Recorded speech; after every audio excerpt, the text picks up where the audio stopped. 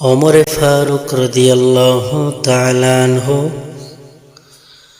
সন্তানকে ডাক দিয়ে বলল, রে আব্দুল্লাহ, আমার জীবন মনে হয় চলে যাবে আর বেশি দিন দুনিয়াতে থাকা আর হবে না।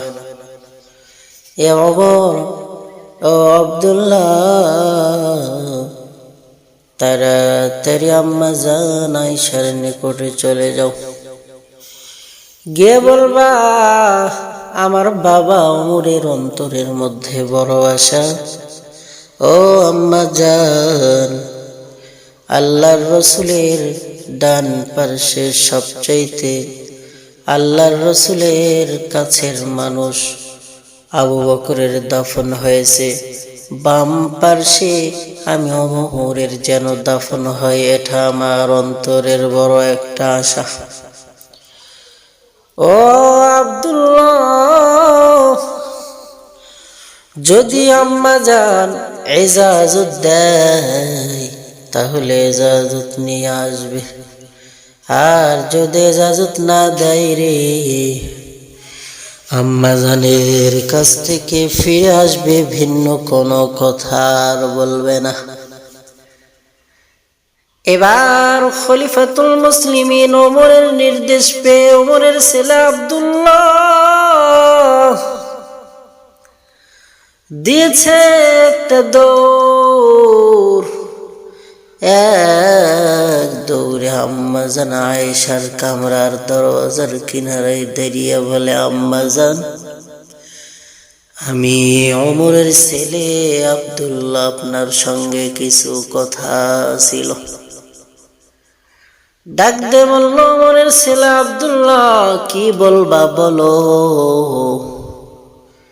এবার ডাক দে বলে, আম্মা জান, বেয়াদবি ক্ষমা করবেন, আল্লাহর গোলাম ওমর আপনার নিকটে আমারে পাঠাইছে আর বলছে আল্লাহর নবীর রওজার পার্শ্বে নাকি একটা জায়গা ফাঁকা আছে, ওই জায়গাতে আল্লাহর গোলাম ওমর একটু চিরতরে শাহিত হতে চাই, বাকি আপনার অনুমতির উপরে সব কিছু। একথা শোনার পরে আম্মা জান আয়েশার চোখ বেয়ে দর দর করে পানির ফোঁটা পড়ে। আব্দুল্লাহ ডাক দে বলল, আম্মা জান, আপনি এ কথা শোনার সঙ্গে সঙ্গে আপনার চোখ দিয়ে কেন দর দর করে পানির ফোঁটা পড়ে? আম্মা জান আয়েশা ডাক দে বলে, আব্দুল্লাহ, তুমি এমন একটা জিনিস, খলিফাতুল মুসলিমিন আমিরুল মুমিনিনের জন্য চাইলে রে, এই জায়গা ছাড়া তুমি যদি আমার জানটা চাইতে, আমার কলিজাও চাইতে, আমার কলিজা বের করে দিয়ে দিতাম, কিন্তু এত দুঃখ আমার হইতো না।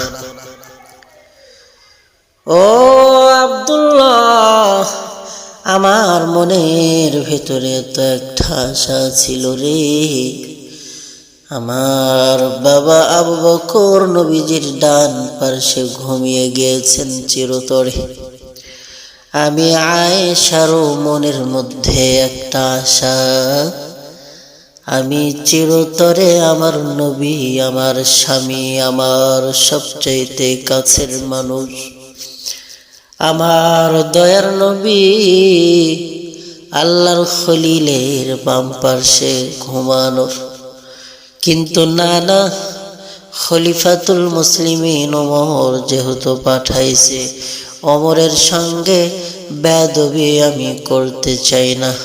ও আব্দুল্লাহ, তোমার বাবা খলিফাতুল মুসলিমিনকে গিয়ে বলবা যে আম্মা জান আয়েশা আপনাকে দাফন করার অনুমতি দিয়ে দিয়েছে। মারহাবা।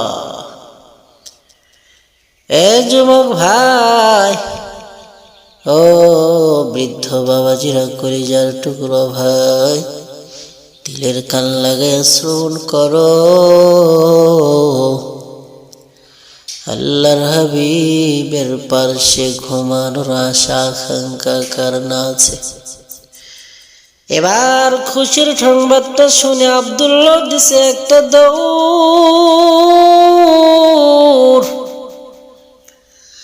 বাবার কিনারায় দাঁড়িয়ে গিয়েছে। ও বাবা, খুশির সংবাদ, আম্মা জান আপনারে চিরতরে নবীজির পার্শ্বে শায়িত হওয়ার জন্য ইজাজত প্রদান করছে। ওমর ফারুক ডাকতে বলে, বাবা আব্দুল্লাহ, তুমি মনে হয় আম্মা জানের সামনে গিয়ে গরম বা পাওয়ার দেখিয়েছ। আমি ওমর ওয়াদা দিলাম, আমি ওমর ঘোষণা করলাম, আল্লাহর হাবিবের স্ত্রী আয়েশা মনে হয় মন থেকে ইজাজত দেয় নাই, আমি ইন্তেকালের পর আমার লাশটা ওই জান্নাতুল বাকিতে নিয়ে যাইবা। এ কথা বলার পরে ওমর তার চোখ দিয়ে বেবে পানি ছাড়ে। আব্দুল্লাহ ডাকতে বলে, বাবাজি আপনি কাঁদেন কেন? ও আব্বা জান, আপনি কান্না করেন কেন? ওমর ফারুক ডাকতে বলে, সন্তান আমার, আমি ওই নবীকে সারা জীবন, ওমর ফারুক রাদিয়াল্লাহু তাআলা আনহু সারা জীবন আমি ওমর নবীজির বাম হাতের ভূমিকা পালন করেছি, আর ডান হাতের ভূমিকায় ছিলেন আবু বকর। সারা জীবন নবীর সঙ্গে কাটিয়ে দিলাম। আজকে আমার ইন্তেকাল হয়ে যাবে, না জানি জানা নাই কখন, না জানি আল্লাহর ডাকে সাড়া দিয়ে চলে যায় ওই জান্নাতুল বাকিতে যদি আমার দাফন দেওয়া হয়,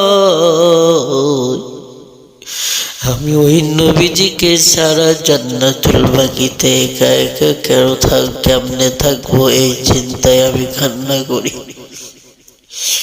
আব্দুল্লাহ, আমার মৃত্যুর পরে আমার লাশটা আম্মা জান আয়েশার কামরার পাশ দিয়ে জান্নাতুল বাকির দিকে নিয়ে যাইতে থাকবে।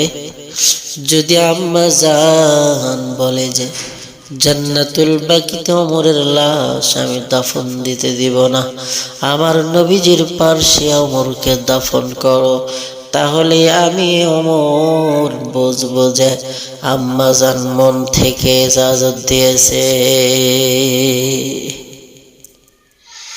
এ আব্দুল্লাহ, কারণ আমি ওই রবকে বড় ভালোবাসি।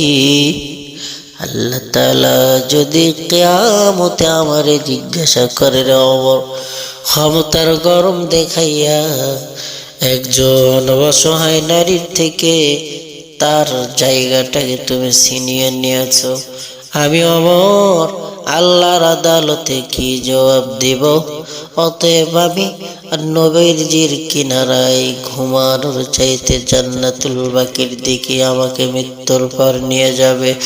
যদি আম্মা জান আমার লাশটা নিয়ে যেতে না দেয়, তাহলেই আমারে নবীজির পার্শ্বে দাফন দিয়ে দিবে।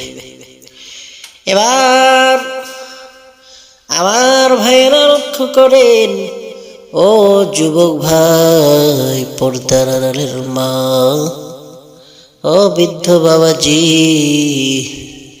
দিলের কানটা লাগিয়ে শোনেন।